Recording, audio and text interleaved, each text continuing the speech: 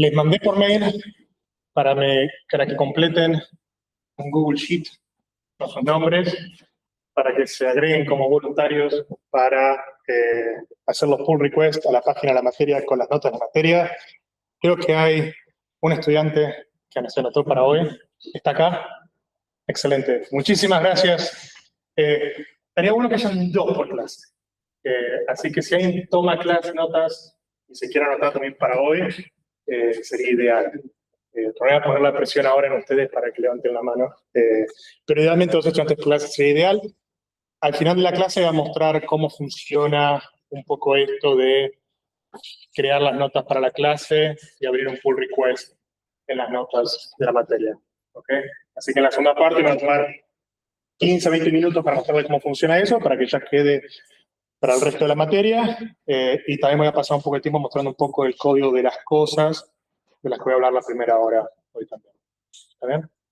¿Hay que arranque alguna pregunta de la clase pasada o logística general que necesitaría cubrir antes de arrancar?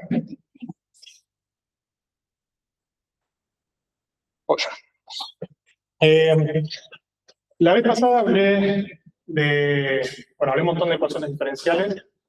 Dije que un poco el objetivo de la materia va a ser cómo hacer inferencia estadística, cómo hacer aprendizaje automático en el contexto donde los datos están descritos por ecuaciones diferenciales de algún tipo. ¿Sí? La idea de la clase de hoy es introducir un poco la noción de ecuaciones diferenciales ordinarias, que posiblemente muchos de ustedes ya vieron, y ver un par de ejemplos de cómo esto se aplica en modelado adaptado. ¿Sí? Hacia el final del curso vamos a ver otros tipos de ecuaciones diferenciales un poco más complicadas. Pero de manera que se entendió en álgebra lineal, entendieron todo el machine learning, si entendieron cómo esto funciona con ecuaciones diferenciales ordinarias, van a entender conceptualmente cómo esto se extrapola a ecuaciones diferenciales un poco más complejas. ¿Sí?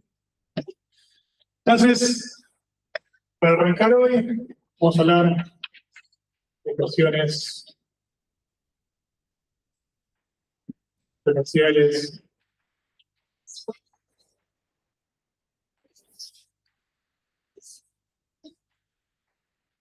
binarias.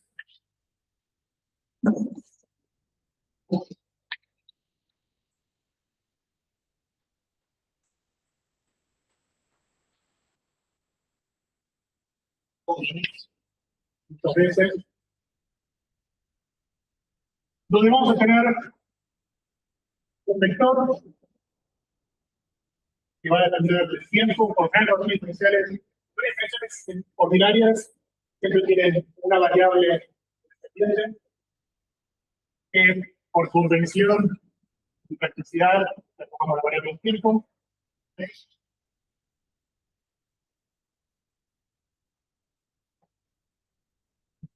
Y vamos a pensar que esto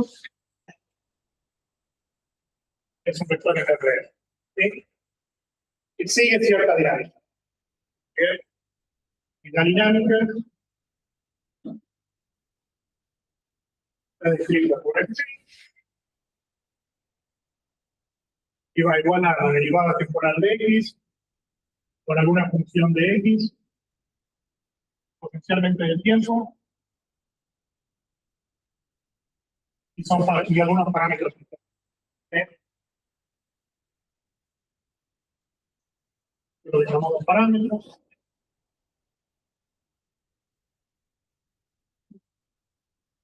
Y por ahora vamos a pensar que estos 4 vectores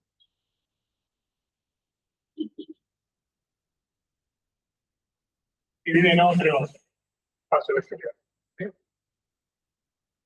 Entonces, en el fondo, esta función f va a ser Rn, R, Rp, en Rn. ¿Sí? Muy típico. Esta es la ecuación diferencial ordinaria más genérica que pueden tener, complementado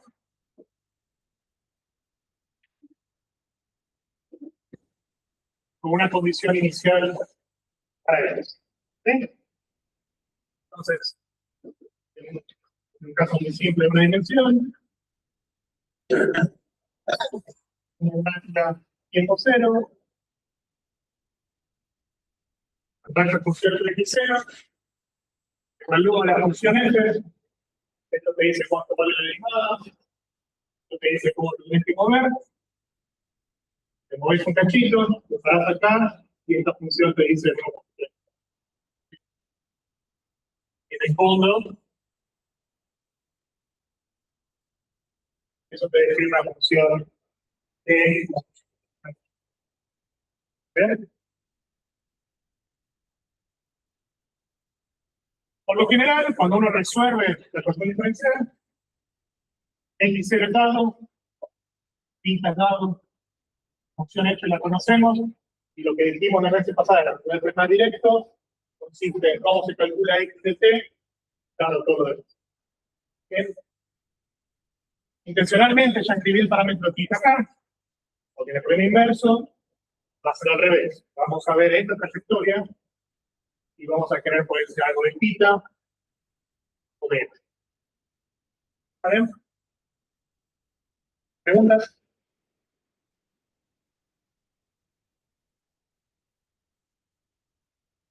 Bajo ciertas condiciones f, que no voy a contar ahora, existen soluciones en un intervalo de tiempo, que son continuas, que son diferenciables, etcétera, etcétera. Por ahora no nos vamos a preocupar mucho de eso. Lo que sí nos vamos a preocupar más adelante, porque esto va a jugar un rol importante en cómo se calibran parámetros de ecuaciones así, es cómo se resuelve esta operación. ¿Sí? Para la mayoría de los casos, con la mayoría de las funciones f, esto lo va a tener que solucionar. Bien.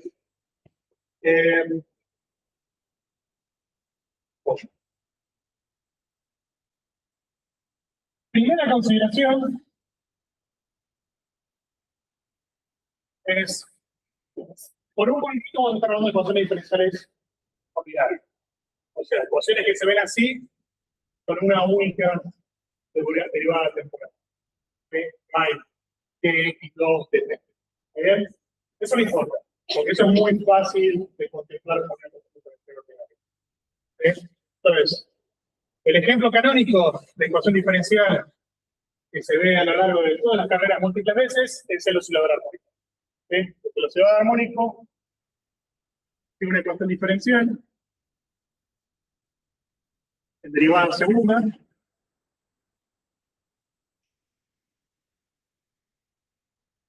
O sea, que se ve así. O una función de x, con t, no importa. Acá hay algo.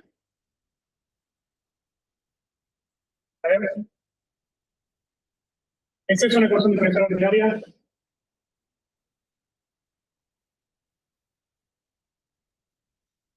No. Tiene dos derivadas temporales. Por ahora solo nos importa una.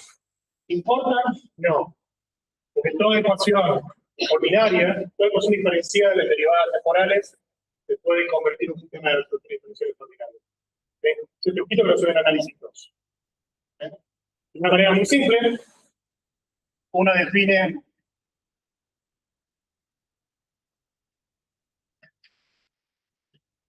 B, una nueva variable,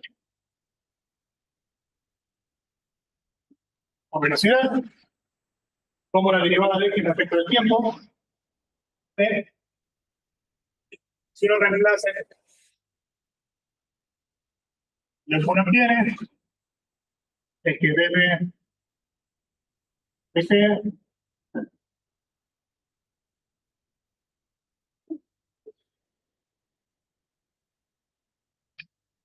¿está bien? Y ahora lo que obtuve fueron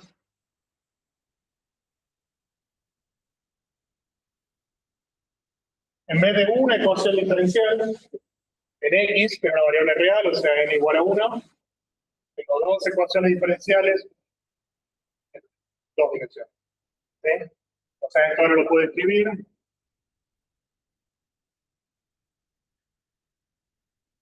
de esta manera.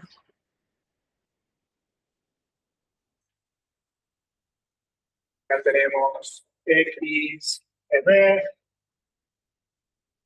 y B es omega cuadrado X, CF. Lo estoy viendo de manera vectorial. Y ahora, si quieren, esto lo defino como mi nuevo vector, marco U. Y ahora lo que tengo es una ecuación diferencial ordinaria para U. ¿Está bien? Más fácil aún, esta es una ecuación diferencial lineal, porque esto uno lo puede escribir de esta manera.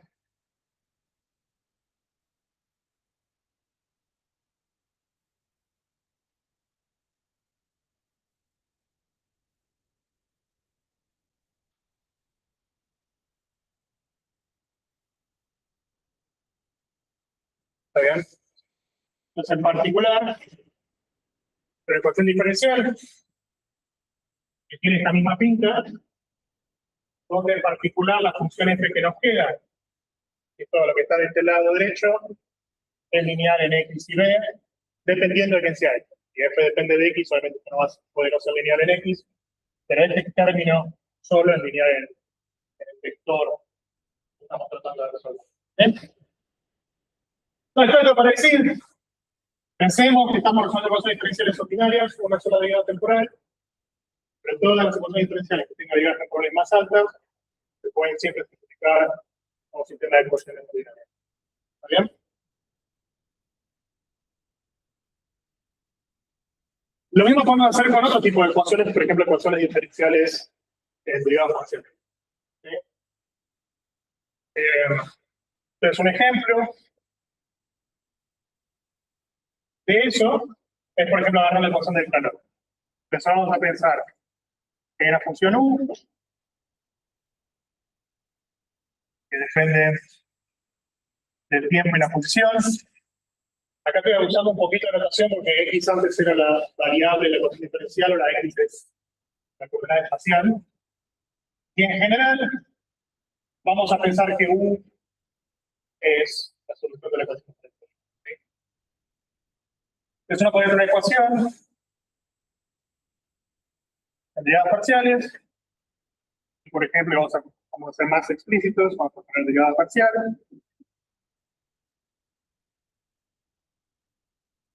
Bien. La primera derivada parcial de la función U es igual al coeficiente, que poner ese coeficiente de difusión, que puede ser función del espacio, que puede ser función del tiempo, puede ser función de cosas.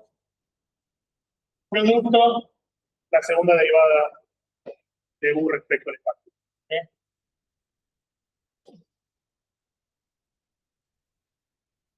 ¿Bien? Esto se puede también transformar en el sistema de ecuaciones diferenciales ordinarias, que es lo que hace la base de uno de los métodos numéricos que se usan para resolver ecuaciones diferenciales parciales, que es el método de las líneas. ¿Sí? El método de las líneas consiste en agarrar todas las derivadas espaciales y reemplazarlas por diferencias felices. ¿Sí? Entonces, la segunda derivada de una función se puede aproximar como U de x más h menos 2 U de x más U de x menos h dividido 2h, si no me equivoco, es 2h cuadrado. ¿Está bien?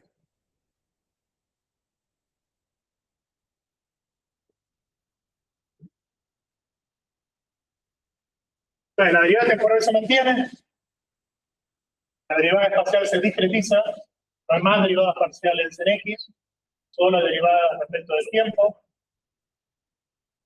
lo mismo que tenemos acá. ¿Y dónde viene la ecuación diferencial ordinaria? Viene de agarrar la función U como función de x, evaluarla en algunos puntos, una grilla, y simplemente evaluar esta representación en esa grilla.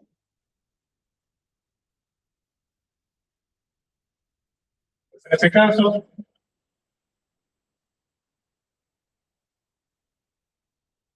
agarre, por ejemplo, el intervalo 0,1. Todo esto, esta ecuación viene con condiciones iniciales y viene con condiciones de borde que no funcionan. ¿Sí? O sea, uno tiene que decir cuál es el valor de la función u a tiempo cero y qué le pasa a u en ciertos intervalos. ¿Sí? Entonces, por ejemplo, uno podría decir que u en x igual a 0, 0, y u en x igual a 1, 1. Entonces lo que va a hacer es agarrar el intervalo 0,1, utilizarlo, vamos a hacer 0, 1, 2, 3, etcétera, UN. Y si uno quiere evaluar acá la derivada, lo que hace es 1, 2, 3, dividido el cuadrado, donde H es el intervalo. ¿Sí? Y si uno reescribe lo que le queda de esta ecuación, lo le evalúa esta grilla,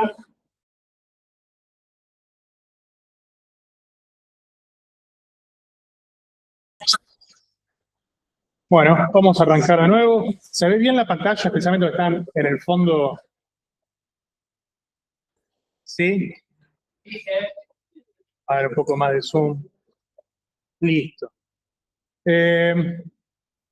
Bueno, lo que quiero, nos queda media hora y no quiero pasarme, con lo cual lo que les quiero mostrar un poco es cómo el sistema de ecuaciones que mostré al principio, el de ecuaciones de Local-Volterra, se ve, bueno, primero cómo se ven las trayectorias, y en el fondo cómo se ve el problema de optimización que resulta de tratar de calibrar los parámetros del sistema de Local-Volterra. ¿Está bien? Y de paso, para mostrarle un poco de código en Julia, para que se vayan familiarizando un poquito, si lo quieren usar en algún momento. Lo que tengo acá, tengo varias versiones de esto, todo esto va a estar en el repositorio de la materia. Lo que hice fue crear un script muy chiquitito en Julia. Los scripts en Julia se indexan con el .jl, que de alguna manera reproduce el sistema de ecuaciones de Local-Volterra. ¿Sí? Está esto y después tengo una versión interactiva que es la que vamos a ver los gráficos. Pero primero quería mostrarles esto. Entonces, esto es un script. Para los que nunca usaron Julia antes, a orden 1 es Python. A orden 2 es mucho mejor. Es interesante, uno podría hacer un gráfico, una matriz de transición de gente que programa en R, Python y Julia, cuántos de los que transicionaron de uno al otro vuelven, y el punto que acumula más masa es Julia. El problema es que hay poca gente programando en Julia, pero el que aprende Julia no lo deja. En fin, honestamente, para las cosas de esta materia tiene mucho sentido usar cosas en Julia porque es muy fácil. Todo existe en Python, todo existe en R, así que más que nada es su lenguaje de comodidad. Pero lo que un poco les quería mostrar es lo simple que es hacer este tipo de cosas con Julia.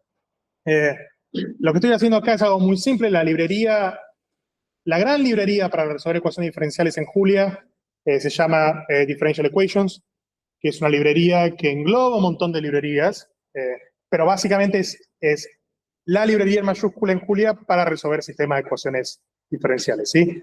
Ordinarios, en derivadas parciales, estocásticos, algebraicos, con delay, toda la familia de ecuaciones diferenciales. Existen solvers numéricos para escribirlos en Julia. Lo que hace de Julia un gran lenguaje de programación para este tipo de problemas es que Julia es un lenguaje de programación bastante nuevo. ¿Sí? Julia es de los 2010, 2011, 2012. Ahí es cuando Julia se empieza a crear. Es mucho más nuevo que Python. Y la comunidad que construyó Julia es la comunidad de gente que venía de lenguajes de programación como MATLAB, que como saben hay que pagar para usar MATLAB. Julia es un lenguaje de programación que es abierto y de alguna manera heredó un montón de nociones y un montón de diseño de lo que es MATLAB. En particular, heredó todo lo que tiene que ver con resolución numérica de ecuaciones diferenciales, que en MATLAB siempre ha estado muy bien. MATLAB es un gran lenguaje para ecuaciones diferenciales. Todo eso se trasladó a Julia. O sea, si leen los papers, hay un paper muy lindo de Differential Equations que te hablan de la librería y te dicen que por varios años había gente que se sentaba a leer el código de MATLAB y trasladarlo a Julia. Es literalmente lo que hicieron, y es muy lindo leerlo también, porque también te cuentan que mientras uno iba con los códigos de MATLAB, de qué decisiones se tomaban dentro de los solvers numéricos, hay un montón de cosas que tenían que ver con código herencia. Es decir, habían cosas en el código que nadie sabía por qué se habían escrito así, nadie entendía la lógica detrás, simplemente se replicaban. Esto pasa mucho en programación. Si uno va a una librería que ya no se mantiene o que tiene muchos años, van a ver cosas ahí que tal vez uno no sabe exactamente por qué se hace de cierta manera, por qué tal parámetro está seteado de esa manera. Entonces, un poco la reinvención de la librería, en este caso Differential Equations para solvers numéricos de Julia, también viene un poco no solamente con reproducir lo que ya existía en MATLAB de manera privada y cerrada, sino tratar de mejorar un poco lo que ya existía. ¿Sí? Pero básicamente se monta sobre la librería de MATLAB con un par de cosas de Python y otro lenguaje de programación. Pero básicamente lo que les quería mostrar es lo simple que es resolver un sistema dinámico en Julia. ¿Sí? Entonces, atrás no hice nada. Obviamente todo esto que está verde es comentado. Es simplemente para guiar un poco el script. Lo más importante es escribir una función. Vamos a comentar todo esto. Que es la función que describe la dinámica. ¿Sí? Entonces, en Julia las funciones, hay varias maneras de declarar funciones. La más literal es función, nombre de la función, argumentos, y a diferencia de Python que se tabulea, acá se vuelve como al beginning end de lo que son las oraciones, los statements de código. La función arranca acá, donde se declara la función, y termina acá, ¿sí? Y acá uno puede tabular, puede hacer lo que uno quiera. Lo que uno le tiene que dar a la ecuación, hay 4 argumentos. U es la solución, es el estado de la ecuación diferencial, que es el unknown. P son los parámetros, podríamos llamarlo θ. Y Julia tiene soporte para escribir símbolos griegos. Python no lo tiene. Te vamos a poner θ en vez de P. Y uno lo que tiene que hacer es crear una función que básicamente evalúa f. ¿Sí? O sea, recuerden cuando escribimos la ecuación diferencial era ordinaria entre u de t igual f de u de y θ. Esta f es la que estoy escribiendo ahí. Con una sutileza de que el primer argumento es de u, es la derivada. ¿Sí? Entonces uno lo que tiene que hacer es escribir acá. U tiene 2 dimensiones para el sistema de Lotka-Volterra, uno para x y uno para y, que uno podría directamente leerlos así. Entonces en este caso u son dos coordenadas, x e y es igual a u. ¿Sí? Esto es lo mismo que decir x es igual a u de 1. Otra cosa que Julia hace muy bien es que se cuenta de 1. No sé dónde se normalizó que las cosas se cuentan desde 0 en Python, pero está mal. Y igual u de 2. Esto es exactamente lo que está haciendo esta línea de código, la primera. Entonces, primero agarramos el vector u, que es x e y, y simplemente, esto es simplemente por declaración, no hay necesidad de hacerlo de esta manera. Y después uno agarra el parámetro θ y le va a hacer lo mismo. Vamos a agarrar θ y vamos a decir, bueno, el primer elemento de θ es alfa, el segundo es beta, el tercero es delta y el último es gamma. Yo creo que usé otra letra griega, pero no importa. Y acá lo que uno hace es simplemente completar, ¿está bien?, la dinámica de esto. Entonces, recuerden, para Lotka-Volterra, primero tenemos los conejos que se reproducen si nada pasa. Entonces ponemos alfa por x, ¿sí? Y se mueren con la interacción con los conejos, con los predadores. Ahí. Y en el otro caso es beta y menos. Y estos crecen con, ¿qué letra me está faltando? ¿Una eta eso? No, yo puse eta. Vamos a hacer esto. A mí me gusta eta, así vamos a poner eta. Eta. Perfecto. Y por x por I, ¿sí? Entonces ahí uno define la función f. ¿Está bien? En este caso lo hice bastante, fui bastante declarativo con la notación. Si quisiera hacerlo un poco más compacto, podría hacer esto. ¿Sí? Y es exactamente lo mismo. ¿Sí? Pero en fin, esto va a declarar la dinámica. Y después lo que uno hace, esto define la función f. Después uno tiene que definir quiénes son los parámetros y condición inicial del problema. Entonces, en este caso estoy definiendo los parámetros. Estos son parámetros default para el sistema de local Volterra. U0 la condición inicial.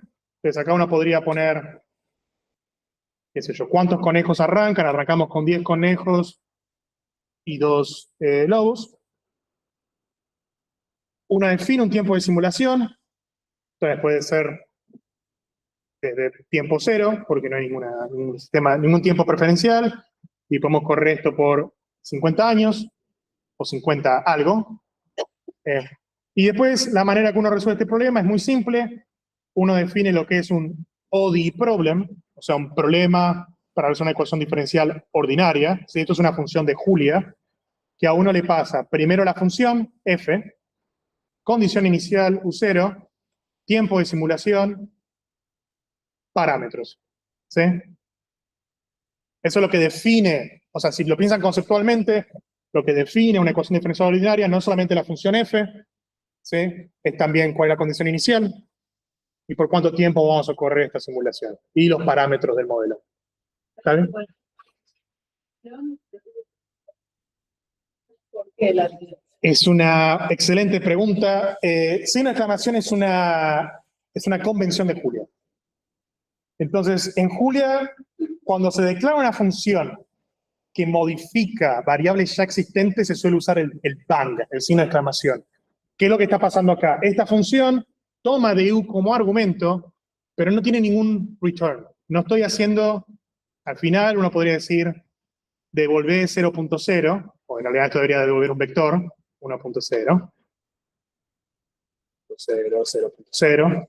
Si uno hiciera algo que devuelve algo, le saca el signo de exclamación. Pero como esta función está modificando algo que ya existe, en este caso de U, la convención es poner el signo de exclamación. ¿Está bien? Podría no hacerlo, y una manera equivalente de hacer este problema es, sacamos esto, sacamos el signo de exclamación, que es convención, y ahora lo que hacemos es devolver esto. Ahí, ahí, lo podemos borrar, esto además. Entonces, si hiciera esto en vez, le saco el signo de exclamación y va a funcionar también. ¿Está bien? Pero es simplemente convención. Entonces, definir lo que hago Terra, definí mi problema. Y lo último es, entonces el problema define el problema matemático. Esto también lo que tiene lindo esta librería es, matemáticamente tiene sentido. Uno define lo que es el problema matemático, que es el ODE problem, y después uno lo resuelve. Y la resolución es numérica. El problema de la ecuación diferencial no es numérica, es matemática. Pero la resolución es numérica. Y como es numérica, uno lo primero que hace es pasarle el problema, el solver numérico, Tisouras 5 es un tipo, es el solver numérico que más se usa en Julia, en parte porque es más eficiente, pero uno acá podría poner Euler explícito, ¿sí? Y después lo que le dice es cada cuánto guardar la solución, qué nivel de tolerancia, qué nivel de error crees que el solver numérico tenga. Entonces está la parte numérica, ¿sí? Esto que está acá es definir la matemática del problema. Esto es resolver el problema de manera numérica. ¿Está bien? Y lo que salga de sol es la solución a esta ecuación diferencial. ¿Está bien? Te devuelve los tiempos y te devuelve los valores de U hasta ese tiempo. Sí. Y uno le puede pedir más cosas también. Por ejemplo, el save at te dice cada cuánto salvar la solución. O sea, cada tanto guardar la solución. ¿Sí? Entonces uno podría decirle, yo quiero que lo guardes, no cada 0.1, la simulación va de 0 a 50 años, guardarlo al principio, guardarlo en la mitad, guardarlo al final. Uno podría ir incluso más y decir, no lo guardes en ciertos puntos, guardarlo en todos los tiempos. Y uno lo que hace es, de alguna manera, los solvers numéricos tienen algoritmos internos que te permiten devolver soluciones numéricas e interpoladores a las soluciones numéricas. Es decir, el solver numérico ya te devuelve un algoritmo que te permite evaluar la solución a cada tiempo t que uno quiera, con un determinado nivel de precisión que uno preespecifica. Sí.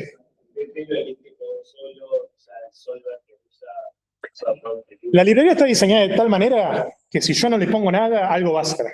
Y tiene rutinas internas que están muy bien pensadas para decir, para este tipo de problemas, este solver funciona mejor. Si no me decís cuándo guardar, lo guardo en todos los tiempos.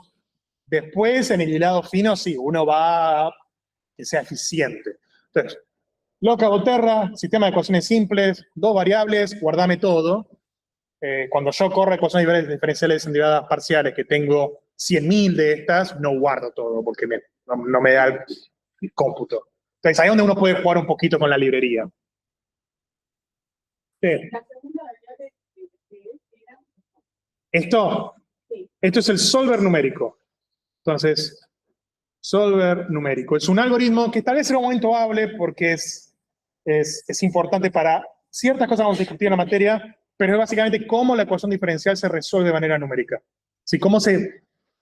Dicho de manera bruta, cómo la derivada temporal se discretiza en tiempo y se resuelve eso como un sistema de ecuaciones lineales. ¿Sí? En el fondo las computadoras van a hacer más, menos, multiplicar, incluso dividir ya se vuelve más complicado. Entonces una ecuación diferencial una tiene que discretizar de alguna manera para resolverla numéricamente.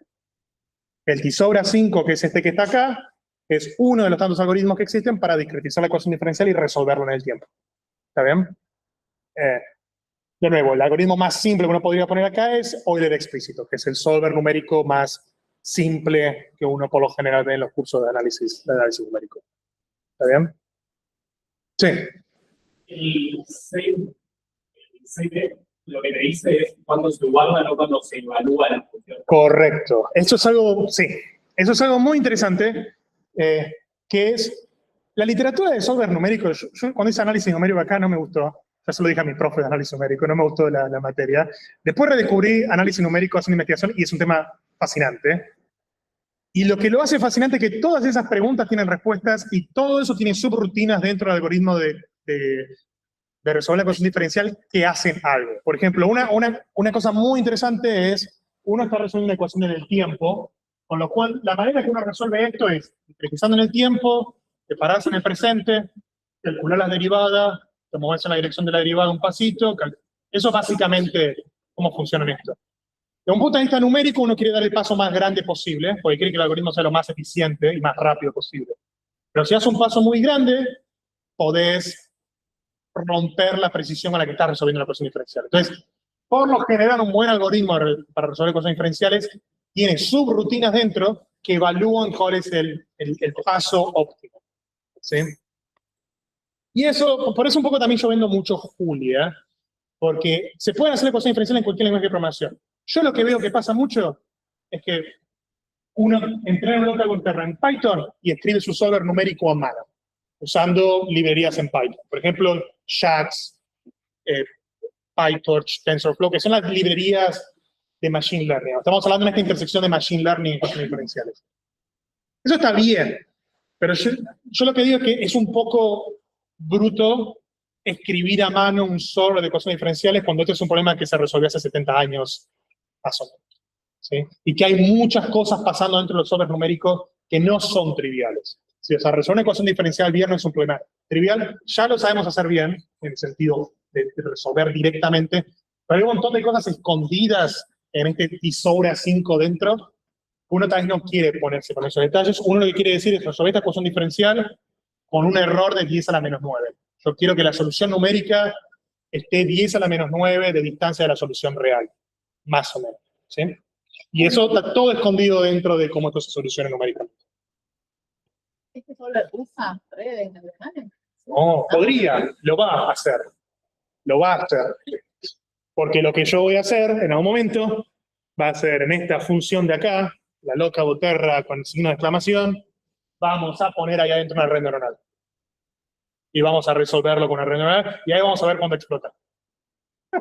Sí. ¿Y en dónde cuál es la tolerancia de error?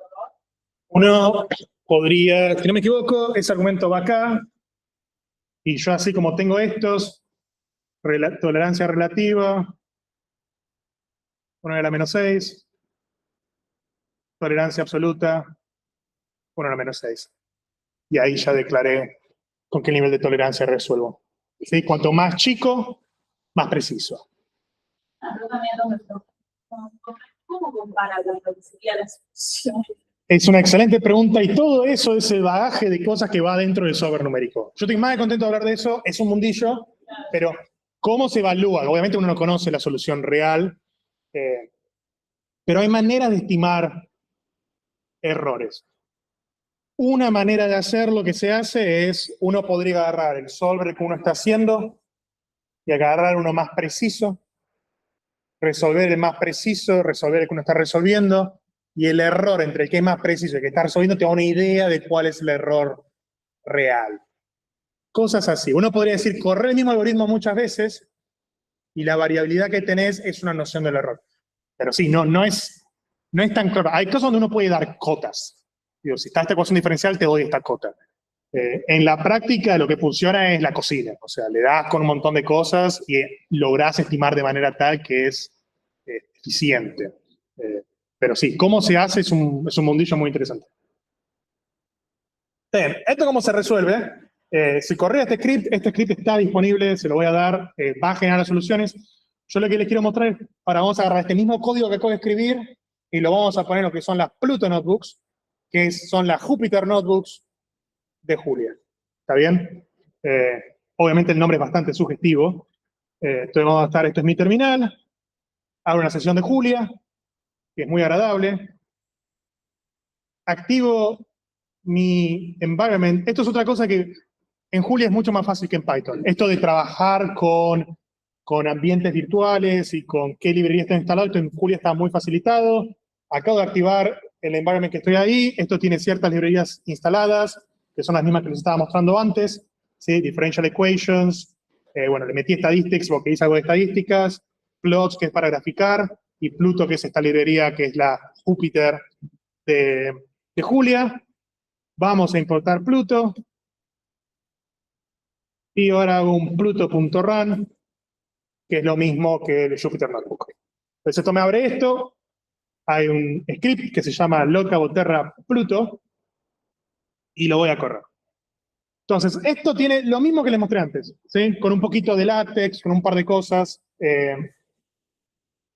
Tiene un par de cosas estéticas que están buenas, como por ejemplo acá ya ven que están los parámetros, alfa, beta, delta y gamma, y lo puse como si fuera una barrita, ¿sí? Así lo puedo ir moviendo a medida que vamos corriendo simulaciones.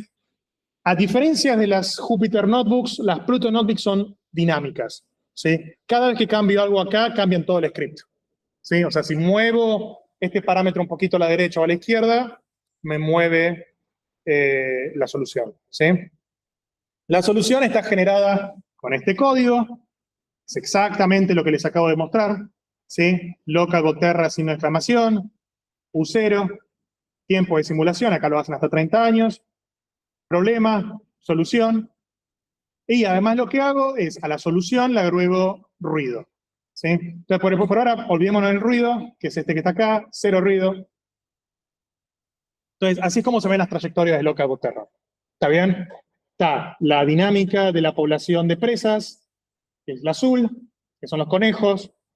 La curva roja son los predadores. Tienen este comportamiento oscilatorio, ¿sí? Que están desfasados, ¿sí? Cuando los conejos están en su pico, los lobos por lo general están recién arrancando a subir.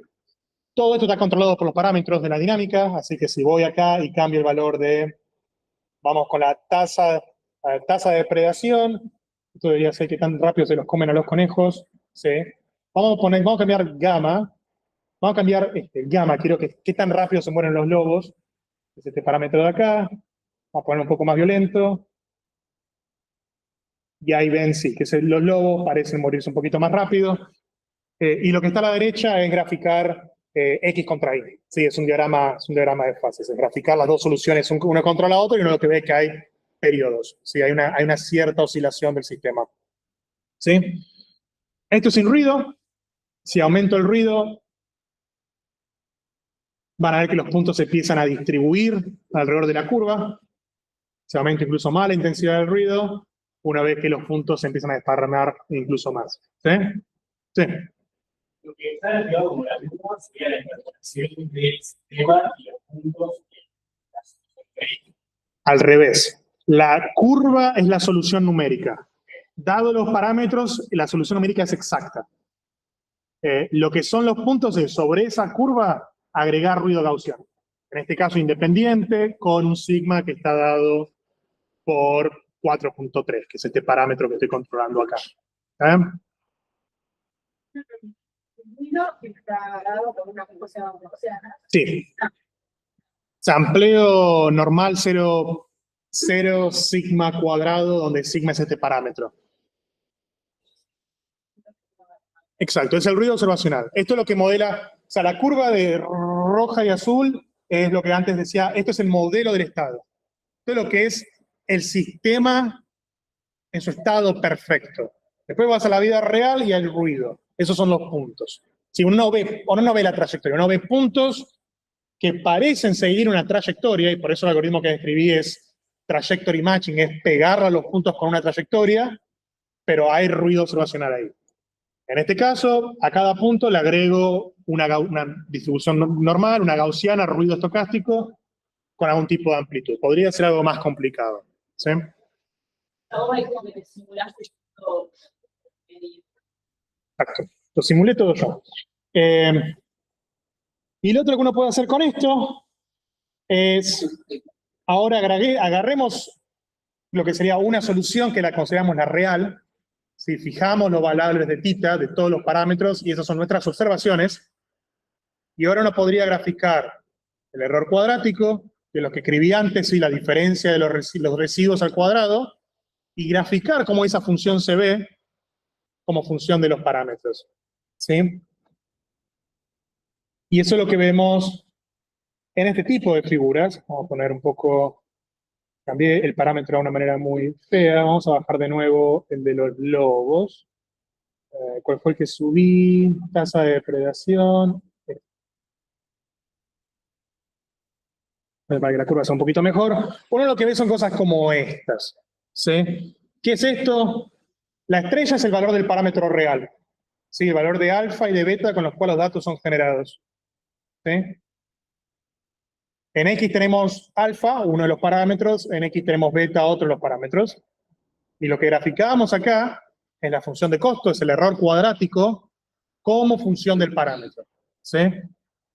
Entonces, esto es una función que, si todo anduvo bien, debería tener un mínimo en el valor real de los parámetros.